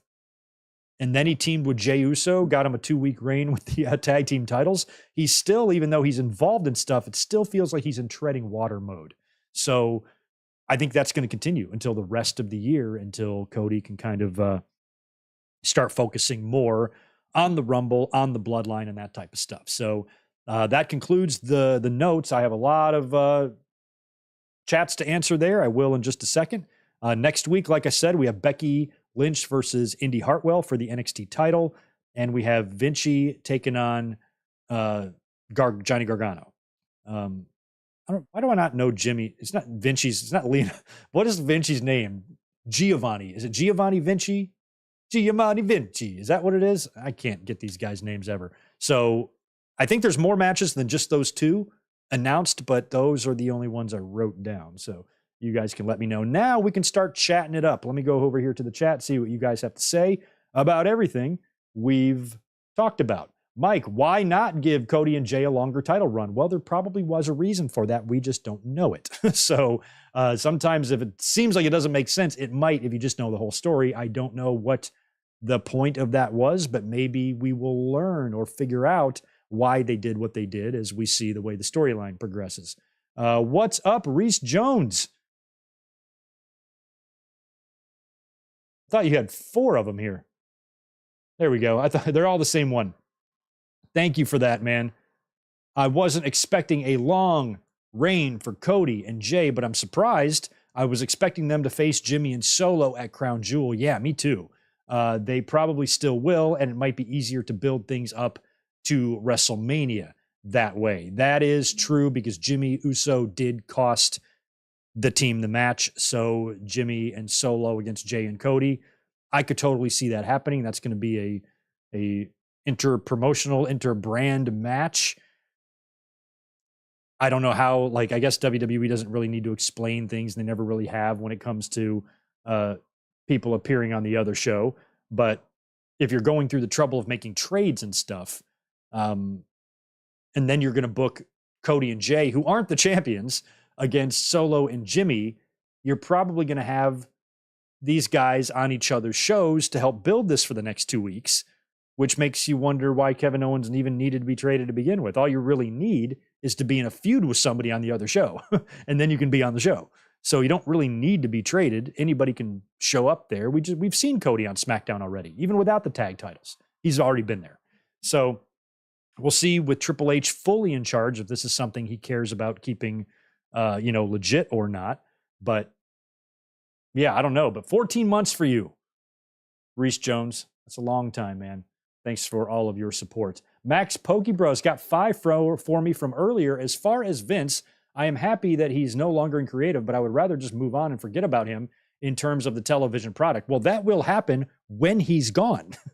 I think a lot of people who like have this internal, I don't know, what's it called? This instinct to kind of defend him or something. I will be happy to forget about Vince once he's gone. But unfortunately, Max, Vince is in the news.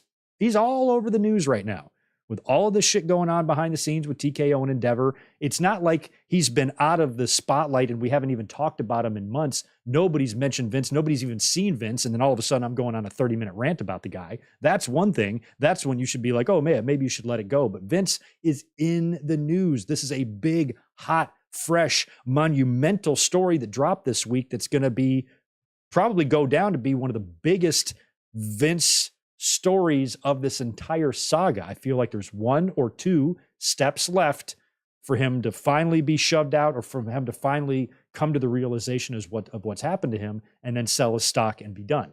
Now, when that happens and we don't see or hear about Vince and he's not dominating any more headlines, then we won't be talking about him. But I have a podcast where I talk about wrestling stuff. And when I read, Fightful or the wrestling websites to write down some of the juicy news we need to discuss, Vince is a part of that. There will come a time when he won't be. It's just patience. Just got to be patient, man. But right now, Vince is in the news, just like Tony Khan's in the news. I wouldn't want to be talking about Tony Khan all the time either, but he's the one that went out there on the tweet rampage the other day. So you got to talk about him too. It's just what you got to do. It's what you got to do when you got a podcast. You know what I'm saying? Thank you for the $2 after that, Max. This is a great stream, and Vince can't stop it no matter what he wants to do. He can be calling up right now, oh, motherfucker, stop this bald bastard from talking about me, trying to call Triple H. What do you know about YouTube? Can you get that guy off YouTube? And Triple H is like, Vince, I'm booking SmackDown right now. I don't give a fuck what some bald prick says about you. I don't know. Vince can't stop this either. He's powerless. Vince is powerless. He's rich, but he's powerless. He's powerless to screw up our lives any further. And I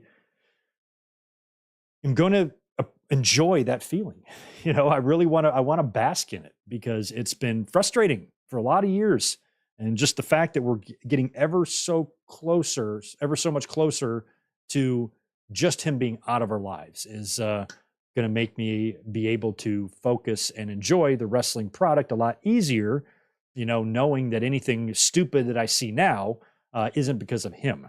Triple H ain't going to be perfect. Triple H is going to put some people over or have some people lose or make some decisions that I'm going to question. But in terms of the decisions, the creative stuff that we see that makes you actually fuming mad, I can't really see a scenario where I'm going to be like furious at anything Triple H does. I might be disappointed. I might be like, oh, I would have done that a different way. But I don't think I'm ever going to be stark raving mad at anything Triple H does. Where Vince, he was pushing my buttons sometimes with some of his crap, and I'm just glad that that's gone. Glad it's gone.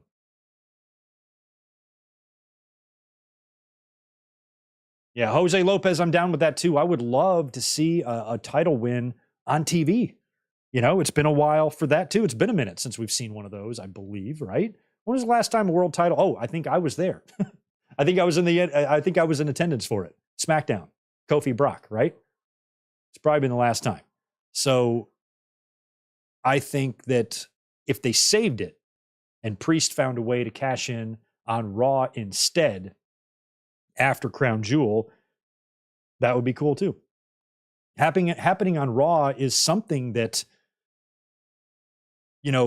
is likely because not only did WWE stack up that NXT show because AEW was coming into their night, but also they are in the middle of shopping for a new TV deal. It's part of the reason why we've seen a lot of the top talent on NXT to begin with, to get good numbers and make it look like a viable, or a valuable, entity, to where they can go with Raw on a package deal, or they can sign exclusively somewhere just on their own.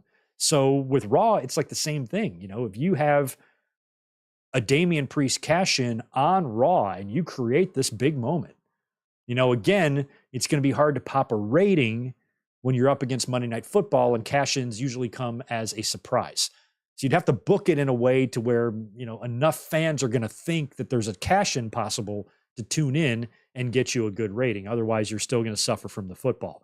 But I think Priest cashing in on Raw, you do a big title change there, you create a moment, here and now that we're in the 2020s, create a moment for this decade of a big time title change on Raw. That could really maybe help WWE secure the most lucrative deal that they can for Raw. I'm a little bit bittersweet on the Raw stuff. I mean, NBC Universal and USA Network are pretty much out of the running now that SmackDown has landed on the USA Network. And I'm happy that USA Network is retaining WWE programming just for the nostalgia factor. I'm 46 years old. I've had 40 years of WWE on USA. So I don't necessarily want to see that go away, but I'd rather have Raw be the show on USA. And now with Raw leaving, where could Raw end up? Where realistically could Raw end up? Could Raw end up on network TV?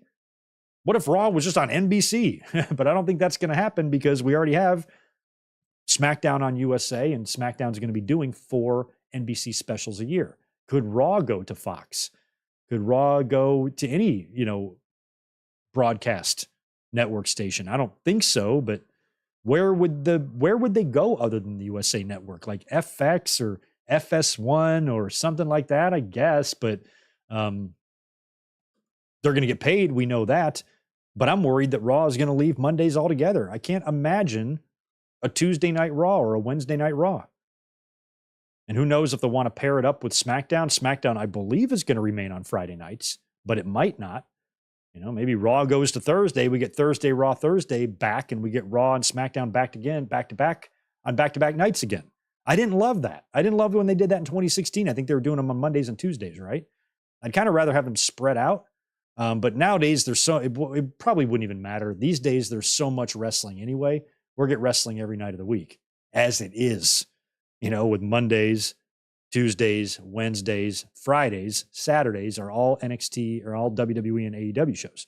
So I guess it doesn't matter if they split them apart, but I think I would prefer it that way. But Raw potentially moving nights, that's just going to be a weird thing to get used to. I've been off. I've tailored my entire career being off on Mondays, primarily because of wrestling. I've been off on Monday nights ever since 1996. That was the year. I'd only been in the workforce for 2 years by that point, 2.5, 3. I was already trying to make Mondays my day off. And I've had Mondays, my weekends have been Sundays and Mondays for like the last 27 years of my career. So Mondays is just my day. It's my day to get my errands done and clean up the house and do my chores and cook my dinner and all that stuff and watch wrestling. And I don't want wrestling to not be on Mondays. I don't know if AEW would ever move Dynamite to Mondays. Probably not, because they'd be dealing with the same Monday Night Football shit that WWE's dealt with for the last 30 years. And they have to deal with that 4 months a year from September to December. So Monday Night Dynamite might be fun. Has a nice ring to it. Monday Night Dynamite, I don't know. But Raw leaving Mondays is crazy to me. It's crazy. I mean, they could go to Sunday nights, I suppose. Sunday Night Raw. At least it still sounds the same. But you'd be having some primetime issues there as well with competition and stuff. So I don't know what the right answer is, but I am worried and nervous as a fan that Raw could be leaving Mondays, and that it probably will, and that's sad. So whatever happened to Dexter Loomis? Good question. I don't know. Oh, Tito's in the house. Hey, buddy. Hey, you've been spotted. They see you. They see you. Just checking on a couple of things here. Right on. I think it was mentioned the deal was announced that SmackDown was going to remain on Friday. Yeah, I think so too, but I also don't think that that's set in stone. I don't think that's a guarantee at all, but I think that's the implication and that's the plan. I think the plan is to keep it on Friday, but you never know. I guess maybe it depends on what happens with Raw too, or what WWE wants. I don't know. Don't know how that's going to work. Raw on ESPN, one of the ESPN, maybe ESPN 8, the Ocho, with Jason Bateman and Gary Cole. That would be great. That would be great. Raw on network TV would be great. Raw on NBC would be great. So I don't know. I think in terms of a landing spot, ESPN would be fun. Who owns that? Disney? Does Disney own ESPN? See, that's one thing I'm not sure about is whatever channels Disney owns. I think they have ABC. Is that right? ABC, ESPN. Do I have that right? I don't know if they'd be in the mix, really, because I feel like if Disney was potentially looking to license WWE TV rights, they would just buy WWE. They would have just bought WWE. I guess they couldn't because that's not the deal Vince wanted. We talked about that on Saturday because there's no way Bob, what's-his-face, Iger, is that right, would ever keep Vince around had Disney bought the company. So Vince was looking for the deal that would keep him in place, and he found that deal in a merger with the UFC and then wound up getting played and forced out anyway. So it might have been better if they just would have sold to Disney, but I'm not sure if Disney would be interested in forking out that kind of cash for the TV rights that would just have to be renegotiated in a few years when they could have just bought the whole damn pie, if they had that opportunity. So I think Disney might be out, but I'm also not a business person and I don't follow this shit. I don't read the Wall Street Journal or know anything about these companies at all internally, but I just feel like something like Disney, a property like Disney with all of that money, buying WWE would probably been a drop in the bucket for them. And so to go after the TV rights, I think they would have gotten more value out of purchasing WWE outright rather than just buying Raw and NXT. You know what I mean? My God. And maybe it's good that they didn't. I don't know. Some of you, when we were talking about all the potential suitors, because I'm not really a movie watcher when it comes to animated stuff or Disney stuff. I don't know a lot about, what goes on in Disney and what they've done and haven't done. And I've heard random complaints. Oh, Disney ruined Star Wars and they ruined this. And so I don't know anything about that. So if they already have that reputation of taking, of purchasing properties and then fucking them up, they get WWE on their books. And then all of a sudden you've got Damian Priest water slides at Disneyland. I don't know. I don't know what they would do. I have no idea what they would do or what the fans were so worried about, but many of you did not want Disney to buy it. So maybe just having the TV would be valuable to them for a couple of years. But again, these TV deals are only going to increase every year. They're expected that the stock price depends on this. Of every time these negotiations come up, they're expecting a certain percentage increase. And then when that doesn't happen, they fall. And I think the SmackDown deal caused the stock to drop because it wasn't as high of a deal as they thought they would get. So now that could benefit us fans if WWE is going to try to make up for whatever the stockholders were expecting out of the SmackDown and NBC Universal deal. If they can really load up some Raws and NXTs for the next couple of months during these negotiations to where they can find the best landing space and get the most money for Raw and NXT. And one way to do that is to put a lot of good shows on TV right now that are going to pop good ratings and get good reactions. So we benefit from this bullshit. So hopefully just whatever they're trying to do to impress, all of these suitors doesn't gob up their storylines too much, to where they're doing stuff they wouldn't normally do just because they need Raw to hit certain numbers right now. So that's another reason why I think they're really concentrating on NXT, because Raw can only do so much with Monday Night Football. It sucks for them they're in the middle of this football season right now to where the ratings are much lower than they would be. And that's not good when you're in the middle of TV negotiations. So a good compromise there is to load up NXT. They're unopposed, no football on Tuesdays, and they've been pulling in pretty good numbers. So maybe that'll make up for it. I don't know. These are all, it's just, see above my head, juicy speculation. That's all this is. It's speculation that's juicy. Just remember that. I don't know what I'm talking about here. I just like to think and guess and throw out ideas and see if any of them make sense. But Raw and NXT both seem to be out. I suppose NXT could stay. Maybe NXT stays on the USA Network and Raw leaves. It would be great if Raw stayed there and NXT left, but if anything, it's probably going to be the other way around. So I'm curious, where Raw could land, and if it's possible that it could even move to a full-blown streaming thing. I don't think so. I think WWE needs this on TV. Network TV would be great.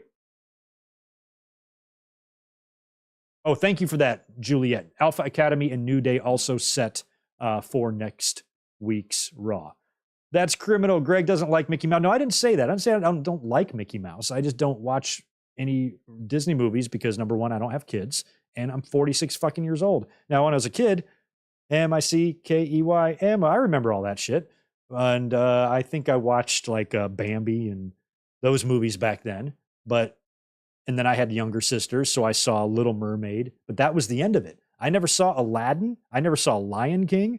I sure as shit never saw Frozen or any of the, how many Frozens are there? Like 9? I haven't seen Frozen 1 through 9.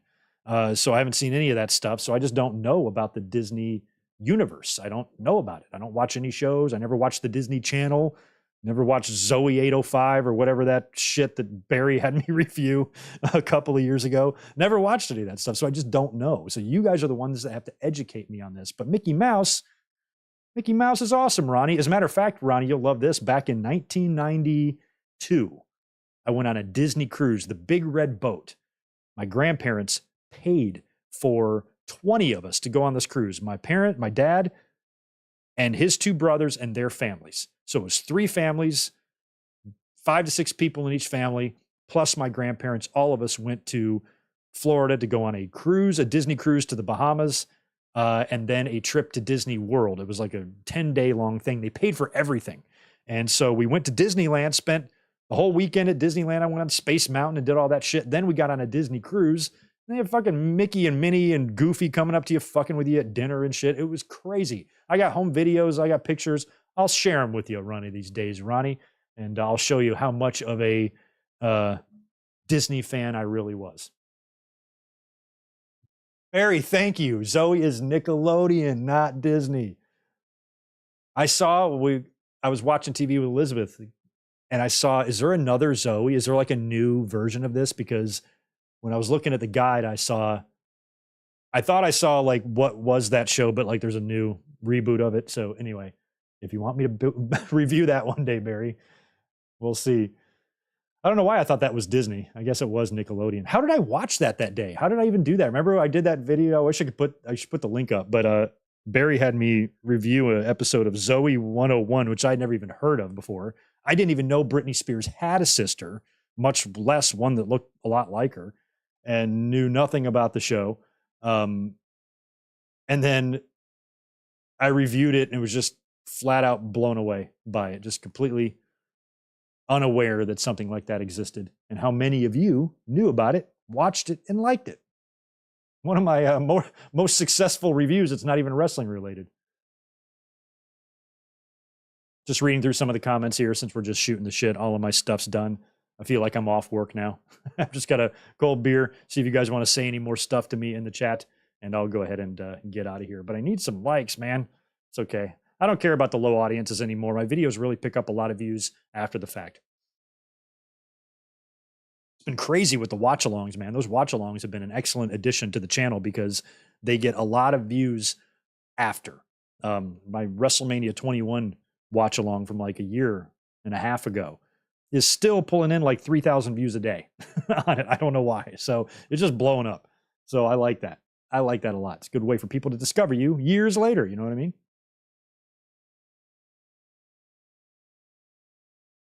Oh, they made a Zoe 101 for their streaming service. You've seen it. It sucks. Yeah, probably not as good as the original. I can relate to that. Any show that I've ever watched, because when I might not have watched dumb kid shows like Zoe 101, but I watched dumb kid shows when I was a kid, and we had our share of shit.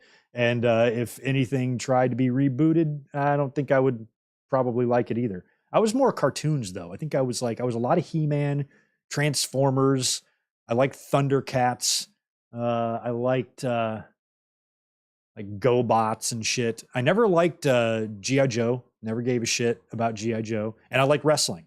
It was a lot of cartoons. So all the TV shows I watched, like the toys that I played with, were like cartoons. But then when I guess when I was like 11 and 12 and stuff, I was too old for Power Rangers, so I never watched that. A lot of the kid shows that I watched that weren't cartoons would be like Nickelodeon, like You Can't Do This on Television, or You Can't Do That on Television, that Canadian show. Pinwheel. Watched when I was real little, watched like Mr. Rogers and shit. I'm trying to think what else. But anything that wasn't a cartoon, we didn't have a lot of options. We didn't have like there was Kids Incorporated. Again, I didn't really watch that either. I hated Saved by the Bell. That was so fucking bad. I'm trying to think what other non-cartoon shows that I was familiar with as a kid. We didn't have the options. The Nickelodeon, other than like You Can't Do That on Television and Double Dare. Double Dare's another good one. Things like that. You didn't have the slew of shows, like I never watched I Dora or whatever. I don't know who they are. Dora, and Garly and all the I just don't know. But we had different shit than you guys. Yes, Alanis Morissette came from You Can't Do That on Television. I know, Ronnie. All of my friends, you wouldn't believe it. All of my friends were into G.I. Joes. I hated war. I always hated army stuff and war stuff. Just never was into it. But even my friends had like little army men, and I just never wanted army men or army figures. I never wanted anything that had anything to do with a war or a jet plane or a helicopter or aircraft carrier. Didn't care about any of that. But all of my friends loved G.I. Joe. Had every fucking G.I. Joe imaginable. And I just wasn't about it. I'd rather play with my wrestling dolls than my G.I. Joe. I'm sorry, action figures. I'd rather play with my wrestlers than G.I. Joes. I never had a single G.I. Joe. Never played with any Star Wars action figures either. Those were cool. All my friends had those too, little Darth Vaders and Ewoks and all that stuff. I never had that. I was all about He-Man, wrestling, and Transformers. Those were probably Voltron. Voltron. My parents divorced, so when my dad would come into town to visit, he'd usually spoil the shit out of me. And he came into town, I'd probably in 1984, something like that. I was probably 8, 7, and took me to the toy store. And I didn't have any Voltrons at all. And I think Voltrons were like kind of like Transformers, where they kind of snap together, if I remember right. So I basically convinced him to buy me all of them. Like, so if I was a kid, I would probably have to get one of these at a time. One for my birthday, one for Christmas, all that bullshit. And it would take me 3 years to get all of the parts so I could make the big super robot. I just convinced him to buy them all. He goes, I'll buy you anything you want. I'm like, good. And we just loaded up the cars like a shopping spree. And he didn't have a whole lot of money at that time. He was probably just spending it all on me because he never saw me very much. So I remember I convinced him to buy me all the toys, and I was ripping them open when we got home, and I'm putting them all together. And I'm pretty sure it was Voltron. That was good stuff. Good stuff back then. Yeah, I don't know anything about Dragon Tales. Never watched DuckTales. Don't know what Freakazoid is. Everybody's been talking about, I don't know what Goosebumps is. I've seen Goosebumps trending on Twitter, and I don't know what that is. I don't know what Goosebumps is, but apparently it's another kid show that was a generation after me that's been rebooted, and people are shitting on it. That's from what I can gather. So, yeah, there's a lot that, oh man, Barry. Yeah, I guess shit. Yeah, Barry lives in Kauai. Very lucky to be living out there in Paradise Land, although he doesn't think so. I do. But yeah, you're 3 hours before me. So it's only 7 p.m. for Barry right now. So when we do our watch alongs, I do them at 5 o'clock here, but it's still, 8 p.m. on the East Coast. So that would be middle of the afternoon for you, Barry. I'm sorry about that. Nothing I can do. We could move California past Hawaii or closer to you. That way we'd be in the same time zone. I'll talk to the continent, see what we can work out. Oh, and right on, Mike. Watched WrestleMania 3 this past weekend. I was about to say, rest in peace, Paul Rubens. I'm like, didn't he already die? Yeah, he passed away recently. I watched a little bit of Pee-wee's Playhouse, but I was a little weirded out by Pee-wee. I didn't love him. He was big in the 80s. I remember being at school and everybody was imitating and mimicking the voice and all of that, but Pee-wee frightened me a bit. Yeah, Max, Power Rangers was the deal for a lot of kids. I have two sisters. One's 9 years younger than me and the other one's 4 years younger than me. So when I was 16 in 1993, they would have been 12 and 7. So they were right in that good Power Rangers age. But for me, I was already too old. And I used to shit on it. I thought of Power Rangers a lot like Saved by the Bell. Like if I was hanging out with my friends, we would make fun of you if we found out that you watched one of those because we were just too old for it. But when my sisters would watch Power Rangers, I'm like, this is the dumbest shit I've ever seen. And little did I know it was super over. I cannot throw shade at Power Rangers because a lot of wrestling fans really have positive and happy, fond memories of that show. I just always thought it was lame, like Saved by the Bell. We should do a whole live stream just on TV shows that we watched as kids. Right on, Calendar Master. You're watching Raw right now on TV because you live in Hawaii as well. I love the show now. That's awesome. I'm glad you're here too. Greetings from Hawaii. Nope, never seen Godzilla. I've never seen Godzilla or any of the reboots. They probably redone Godzilla 100 fucking times, right? Probably one in the 2000s, one last year, one in the 40s. Lots of times. Yeah, Barry, I might have to one day, maybe I can afford to live there, but I'm coming. I will be on Barry's Island in July. Looking forward to it. Oh, yeah, the Green Rangers passed. Yeah, I remember that. Teletubbies and Barney. Oh, I was way too old for that. I was already pretty sure of drinking age by the time Teletubbies and Barney was on TV. I'm really glad I was a kid when I was a kid. But anyway, that's been fun. It's been a fun little bonus nostalgia talk here on our Raw review. But I'm going to get out of here because I've got dinner to cook and movies to watch and showers to take and all that stuff. It's been a busy week. It's going to be another busy one here. So I might be up here on Thursday for a little quickie. We might talk about Dynamite if anything major goes down or if anything happens tomorrow night on NXT. Maybe you'll get me Thursday or maybe Friday ahead of SmackDown. Maybe one of those 2 days I'll pop in and we'll talk about news because I'm sure there's going to be some stuff to talk about. We have our watch along already scheduled for this coming Sunday. We watched Halloween Havoc 1993 last night. So this week we're going to watch Halloween Havoc 1994. And then we're going to round out October 2 weeks from last night with the final Sunday of October, Halloween Havoc 1999, which I think is a really bad show. So we will suffer through it together. Thanks for being here tonight, guys. I appreciate it. Have a good rest of your evening, and I will catch you later on this week. Y'all be good. Peace.